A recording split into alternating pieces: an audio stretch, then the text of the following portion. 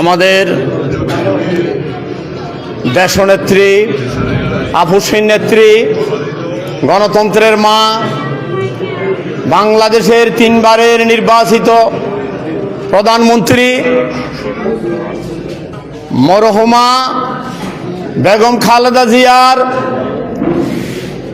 ফাতেহা অনুষ্ঠান উপলক্ষে আজকের সম্মানিত সভাপতি, এক সময়ের তুকুল ছাত্রনেতা, রাঙ্গুনিয়া কলেজ ছাত্রদলের সাবেক সভাপতি, 80 দশকের ছাত্রনেতা, রাঙ্গুনি উপজেলা বিএনপির সংগ্রামী সদস্য জনাব গাজী আইয়ুব, আজকে প্রধান অতিথি বারবার মরিয়মনগর ইউনিয়নের নির্বাচিত চেয়ারম্যান, কারা নির্যাতিত চেয়ারম্যান,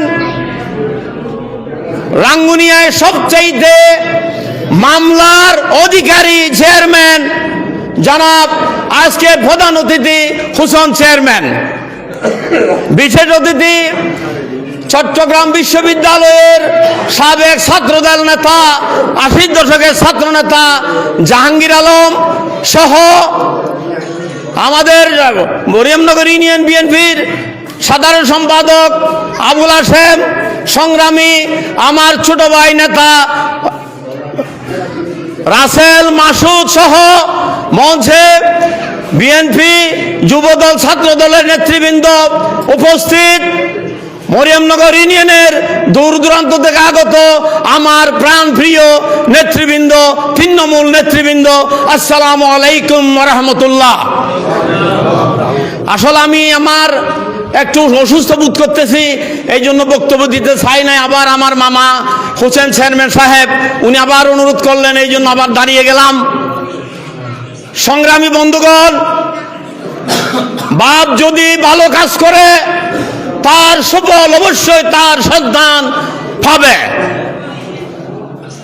মরহুম মহান স্বাধীনতার ঘোষক মরহুম রাষ্ট্রপতি শহীদ জিয়াউর রহমান এই দেশের মানুষের জন্য ভালো কাজ করেছিলেন। শহর থেকে গ্রামে, গ্রাম থেকে শহরে, টেকনাফ থেকে তেতুলিয়া, রূপসা থেকে পাতুরিয়া সাধারণ মানুষের সাথে মিশে গেছিল। হযরত ওমর ফারুক আজম রাত্রে যেভাবে ছদ্মবেশে বেরিয়ে যেত নিজের জনগণের দুঃখ দুর্দশা সুখ দেখার জন্য, তদ্রূপ শহীদ রাষ্ট্রপতি জিয়াউর রহমান যতদিন রাষ্ট্র ক্ষমতায় ছিল তার জন্য কিছু করে নাই, ছেলে সন্তানদের জন্য কিছু করে নাই, স্ত্রীর জন্য কিছু করে নাই, তাদের জন্য পরিবারের জন্য একটি টাকাও রেখে যায় নাই, 1 কাঠা জায়গাও রেখে যায় নাই, একটি বসত বাড়িও রেখে যায় নাই।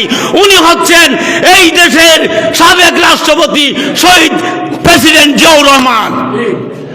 ওই ধারাবাহিক কথায় ওনার এই সহধর্মিনী 3 বারের প্রধানমন্ত্রী আফুসিন নেত্রী বেগম খালেদা জিয়া ওনার অসমাপ্ত কাজকে সমাপ্ত করেছিলেন, জনগণের সাথে কাজ করেছিলেন, এদেশের মানুষের কল্যাণে, এই দেশের মানুষের কল্যাণে, মানুষের উপকারে কাজ করেছিলেন।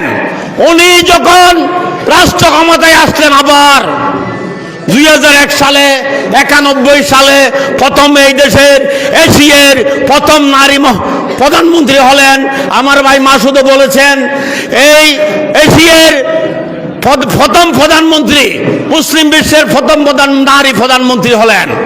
উনি হওয়ার পর দেশকে দেশের মানুষকে নিরাপত্তা দেওয়ার জন্য উনি প্রথম সেনাবাহিনীকে নামিয়েছেন, ওর নাম দিয়েছিল অপারেশন ক্লিন হার্ট। আপনারা জানেন, দেশে যখন উচ্ছৃঙ্খলতা অরাজকতা তখন এটা দমন করার জন্য সেনাবাহিনী, পরে র্যাব গঠন করেছিল, আজকে যে নাম শুনছেন কালা পোশাকধারী বাহিনী। ওই র্যাবকে দিয়ে নিজের দলের 80 90% ক্যাডারকে নিধন করেছিল জনগণের স্বার্থে। এই 16 কোটি মানুষের জীবন রক্ষার্থে, জীবনের নিরাপত্তা বিধানের জন্য জনগণের নিজের কর্মীকে বলি দিয়েছেন, দ্বিধা করে নাই ওই নেত্রী মরহুমা বেগম খালেদা জিয়া। আজকে সেই জন্য বাংলাদেশের 18 কোটি মানুষের চোখের পানি ওনার জন্য ফেলতেছে। বন্ধুগণ, উনি এমন একটি নেত্রী ছিলেন, উনি সব কিছুকে দলের ঊর্ধ্বে রেখেছিলেন, কাউকে কোনোদিন বড় কথা বলে নাই। আজকে আওয়ামী লীগ সরকারের যে কথাবার্তা, শেখ হাসিনার কথা আপনারা বর্তমান ফেসবুকে দেখতেছেন, যে মোবাইলের মাধ্যমে উনি কখন কি বলেছেন এটাও আপনারা জানতেছেন। উনি হিংসাত্মক রাজনীতি করে নাই, প্রতিহিংসার রাজনীতি করে নাই, যার পরিণতিতে আজকে বিশ্বের অন্যতম সম্মান পেয়েছেন বেগম খালেদা জিয়া। সম্মান দেওয়ার মালিক আল্লাহ, বেইজ্জত করানোর মালিক আল্লাহ। আল্লাহর কোরআন উল্লেখ করেছেন, অতিজুল্ল মন্তাসা বিয়াইদিকাল হার ইন্নাকা আলা কুল্লি শাইইন কদির। মহান আল্লাহ সুবহানাহু ওয়া তাআলা কোরআনের মাধ্যমে বলেছেন, আমি যাকে পারি বাদশা করতে পারি, আমি যাকে পারি আবার নিচে নামিয়ে ফকির করে দিতে পারি। সম্মান দেওয়ার মালিক। আজকে বাংলাদেশে দলের বাইরে, বিএনপির বাইরে সকল রাজনৈতিক দল 18 কোটি মানুষ ওনাকে সম্মান দিয়েছে, ওনার জন্য চোখের পানি ফেলেছে। উনি এমন একটা নেত্রী, এটা ইতিহাসে, বাংলাদেশের ইতিহাসে স্বর্ণাক্ষরে লেখা থাকবে এই মরহুমা বেগম খালেদা জিয়ার নাম। তার ধারাবাহিকতায় বর্তমান বিএনপির চেয়ারম্যান তারেক রহমান, উনি কোনো দলের বিরুদ্ধে কথা বলে না এখনো পর্যন্ত, আপনারা জানেন। উনি কাউকে কটাক্ষ করে কথা বলে নাই। আগামী দিনে ওনার সুস্বাস্থ্য কামনা করে আমি আমার আজকের যে আমাদেরকে একত্রিত করে এইখানে একটি আয়োজন করেছেন, এখানে একটি ফাতার আয়োজন করেছেন, আপনাদের জন্য মেজবানের আয়োজন করেছেন। উনি আমার মামা হোসেন চেয়ারম্যান, সবাই ওনার জন্য দোয়া করবেন, আল্লাহ যাতে ওনাকে দীর্ঘায়িত করে, উনি যাতে আয়ু দীর্ঘায়িত হয়, সুস্বাস্থ্য কামনা করে সবাইকে ধন্যবাদ জানিয়ে, আমাদের মরিয়মনগরের অভিভাবককে আবার ধন্যবাদ জানিয়ে, হোসেন চেয়ারম্যানের সুস্বাস্থ্য কামনা করে আমি আমার সংক্ষিপ্ত বক্তব্য শেষ করছি।